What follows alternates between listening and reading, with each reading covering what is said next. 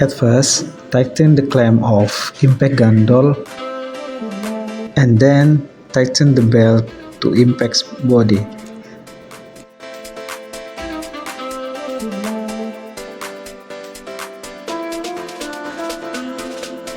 Make sure impact gun dolly can move.